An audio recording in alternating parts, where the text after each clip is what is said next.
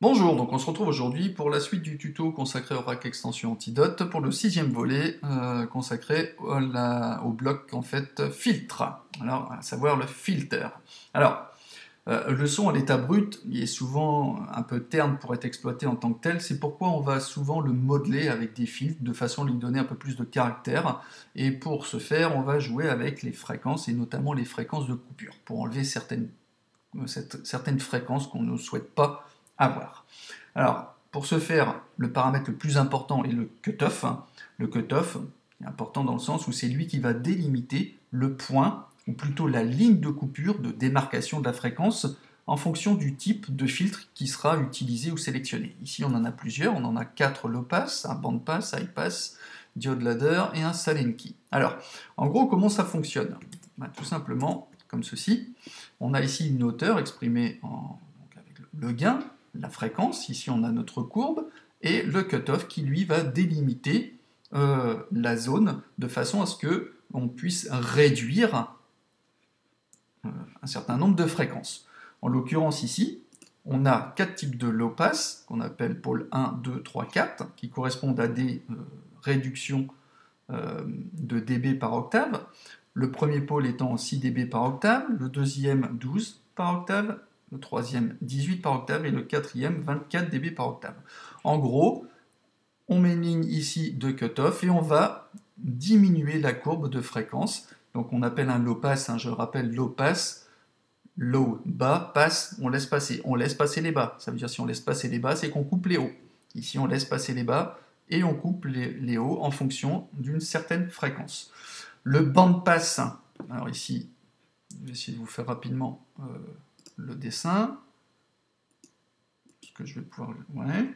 Alors le band pass, lui, ça va avoir cette forme comme ceci. Alors, je fais ça grossièrement.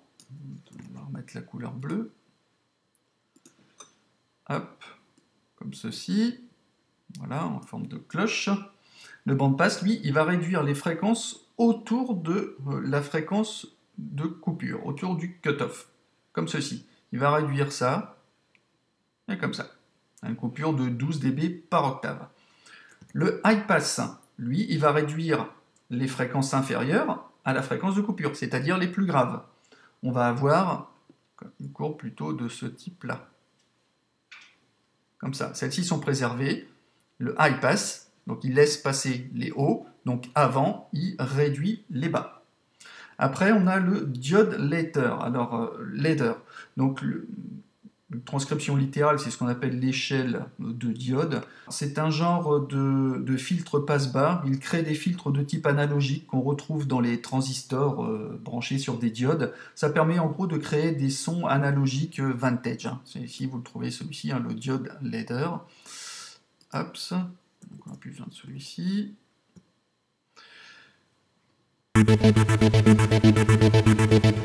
Alors ici un exemple de low pass. Le band pass, cloche. Le high pass. Diode ladder.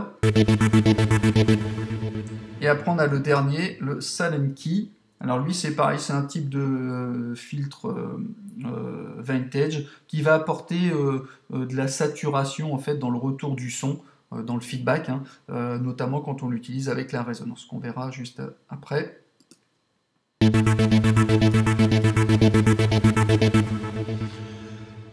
Voilà pour les filtres. Alors ensuite, on a la résonance. Alors la résonance d'un filtre, qu'est-ce que c'est?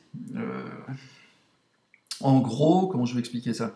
C'est un filtre où on peut augmenter ou diminuer, aller au-delà de la fréquence de coupure. De façon plus claire, en gros, la résonance, c'est on va amplifier le son à la fréquence de coupure. Je peux revenir d'ailleurs sur mon petit schéma. On va supprimer ça. Alors c'est quoi ça? Voilà. On va dire ici, on a notre son. On a le niveau de gain normal, comme ça, ici. Et ici, hop, après la fréquence de coupure, ça va monter d'un coup. Ok? Donc ici, on a le niveau du gain, hein, comme ça. Toc. Et ici, on va avoir une différence.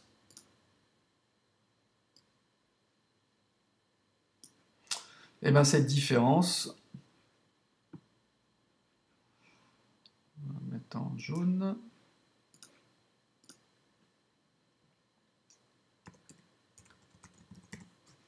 Ça va être la résonance. Ici. Voilà, j'aurais pu la mettre en jaune. Voilà. Donc ici, on a notre niveau de gain. On va accentuer ici la résonance. Donc ça va faire monter, on va amplifier le son après la fréquence de coupure, avant de redescendre. Voilà. J'espère que c'est un petit peu plus clair avec le schéma. Tchoc. Donc on revient à nos moutons. Donc eh ben, plus on va ici accentuer la résonance, ben, plus le son sera riche en harmonique, notamment au niveau des aigus. Je vais vous donner un exemple après. Mais également aussi, plus on va le pousser, plus on va pousser cette résonance, on va arriver dans de l'auto-oscillation, c'est ce qu'on appelle en gros, c'est le filtre, il va créer un son tout seul. Mais bon, je ne vais pas trop rendre le tuto plus complexe qu'il n'est. Alors ensuite, on a l'enveloppe. Ici, donc, l'enveloppe de filtre. Alors, on va voir ça dans le tuto suivant. Hein, mais en gros, ce paramètre va contrôler la quantité d'enveloppe de filtre qui va affecter justement la fréquence de coupure.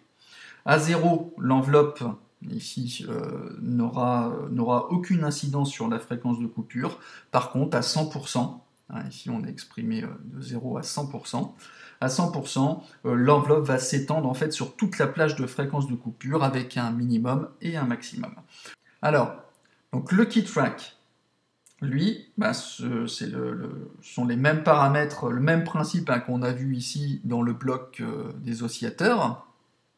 Il va déterminer en quelque sorte comment la fréquence de coupure sera affectée par les notes MIDI jouées. En gros, c'est la note qui va déterminer la fréquence de coupure. Si le bouton est à 0, il n'y aura pas d'incidence. Toutes les notes auront la même fréquence de coupure, déterminée par ici le cutoff. Hein, mais si le bouton est au maximum, les fréquences de coupure seront établies par les notes. En gros, les notes aiguës vont générer des fréquences de coupure élevées. Voilà, en quelque sorte. Voilà, bon bah c'en est tout pour cette partie filtre. Hein. J'espère qu'elle n'a pas été trop lourde à comprendre. N'hésitez pas à me laisser des commentaires et je vous donne rendez-vous pour la suite du tuto. Allez, à bientôt, ciao ciao.